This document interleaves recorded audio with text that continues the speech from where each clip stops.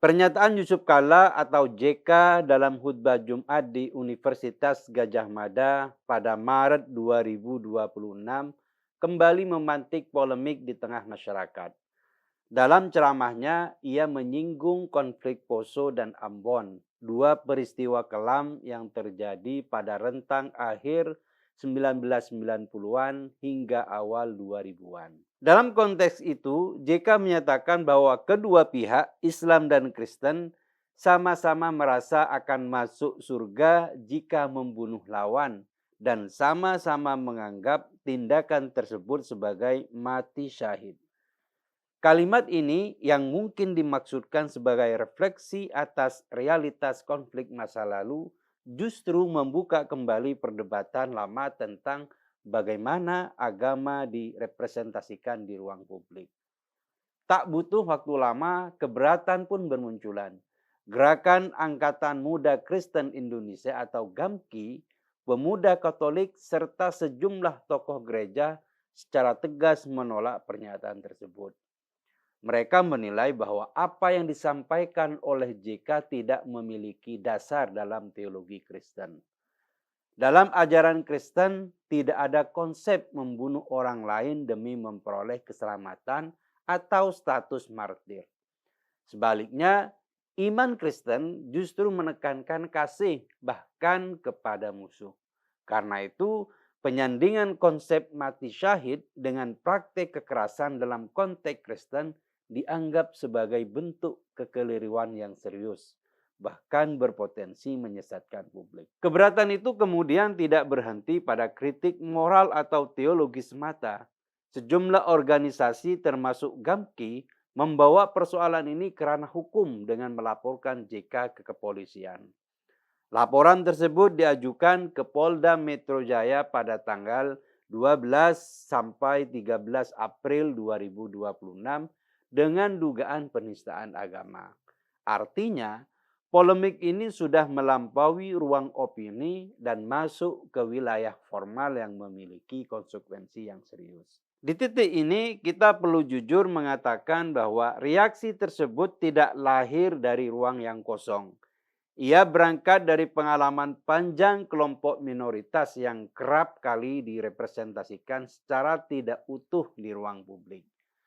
Ketika ajaran agama mereka disederhanakan atau lebih buruk disalahartikan, maka yang dipertaruhkan adalah rasa hormat terhadap identitas mereka. Namun ada lapisan persoalan lain yang tidak kalah penting. Soal ketidakadilan dalam penerapan pasal penistaan agama itu sendiri. Banyak kelompok minoritas merasa bahwa pasal ini lebih sering ampuh ketika pelakunya berasal dari minoritas, tetapi menjadi tumpul ketika menyentuh tokoh dari kelompok mayoritas. Kita masih ingat bagaimana Basuki Cahayapurnama atau Ahok diproses hukum dengan cepat dan akhirnya dipenjara dalam kasus penistaan agama.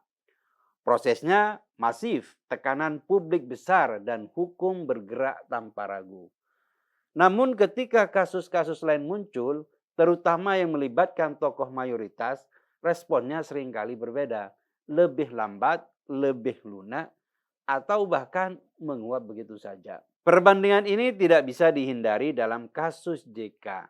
Ketika seorang tokoh besar dari mayoritas menyampaikan pernyataan yang dianggap menyinggung ajaran agama lain, publik secara refleks bertanya, apakah hukum akan berlaku sama? Disinilah letak kegelisahan itu. Bukan semata soal JK, tetapi soal konsistensi negara dalam menegakkan hukum. Jika hukum hanya tajam ke bawah atau ke kelompok tertentu, maka ia kehilangan legitimasi moralnya.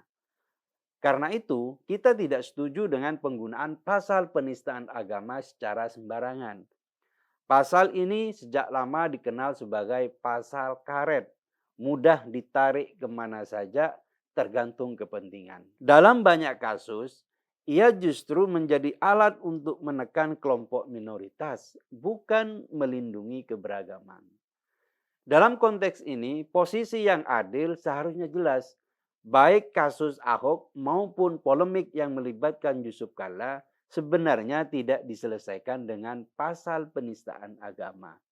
Keduanya adalah persoalan komunikasi publik, tafsir, dan sensitivitas yang lebih tepat diselesaikan melalui dialog, klarifikasi, dan edukasi. Namun realitas yang terjadi menunjukkan hal yang berbeda. Ahok dihukum, sementara dalam banyak kasus lain, tokoh-tokoh mayoritas seperti Abdus Somad atau Rizik Syihab bisa melontarkan pernyataan kontroversial tanpa konsekuensi hukum yang setara. Di titik ini, wajar jika muncul kesan bahwa hukum tidak bekerja secara adil. Ini bukan berarti kita ingin semua orang dipidanakan. Justru sebaliknya, kita menolak kriminalisasi yang berlebihan. Tetapi jika hukum ingin digunakan, maka ia harus berlaku setara. Jika tidak, lebih baik pasal penistaan agama itu ditinjau ulang secara menyeluruh. Kembali lagi ke kasus JK. Kritik tetap harus disampaikan. Pernyataan JK jelas problematik dan melukai. Ia harus bertanggung jawab. Disinilah langkah paling masuk akal sekaligus paling elegan seharusnya diambil oleh JK, yaitu meminta maaf secara terbuka. Permintaan maaf bukan tanda kelemahan, justru sebaliknya. Ia adalah bentuk tanggung jawab moral dari seorang tokoh publik. Dengan meminta maaf, JK tidak harus mengingkari niat awalnya, tetapi ia mengakui bahwa cara penyampaiannya telah menimbulkan dampak yang melukai. Itu adalah sikap yang dewasa. Lebih dari itu, permintaan maaf juga bisa menjadi jalan keluar untuk meredakan eskalasi. Jika tidak ada langkah korektif yang jelas, maka proses hukum berpotensi terus berlanjut dan memperpanjang polemik. Ini tidak hanya merugikan JK secara pribadi, tetapi juga memperkeruh hubungan antar umat beragama. Kasus ini adalah pengingat bahwa dalam masyarakat yang plural, kata-kata memiliki konsekuensi, terutama jika datang dari mereka yang memiliki pengaruh yang besar. Maka kehati-hatian bukan lagi pilihan, melainkan sebuah keharusan. Dan ketika kehati-hatian itu gagal, satu-satunya cara untuk memulihkan keadaan adalah dengan bertanggung jawab. Lebih jauh lagi, peristiwa ini seharusnya menjadi refleksi bagi Yusuf Kalla dan juga para politisi lainnya. Mimbar keagamaan seperti khutbah Jumat sejatinya adalah ruang untuk menyampaikan tausiah, pesan moral, nilai-nilai kebaikan dan penguatan spiritual, bukan ruang untuk melontarkan pernyataan yang berpotensi politis, apalagi yang menyentuh wilayah sensitif lintas agama tanpa kehati-hatian. Masyarakat tidak seharusnya terus-menerus dijadikan objek dalam jargon politik para elit. Agama tidak boleh dijadikan alat untuk memperkuat narasi tertentu, apalagi jika berisiko melukai kelompok lain. Ada tanggung jawab etis untuk menjaga agar ruang-ruang keagamaan tetap bersih dari kepentingan yang bisa memecah, bukan menyatukan. Karena pada akhirnya, yang dibutuhkan publik bukanlah kontroversi baru, melainkan keteduhan. Bukan pernyataan yang membingungkan, tetapi kejelasan yang menenangkan. Dan itu hanya bisa lahir jika para tokoh memilih untuk lebih bijak, tidak memanfaatkan mimbar, tidak memelintir realitas, dan tidak menjadikan masyarakat sebagai alat dalam permainan wacana mereka sendiri.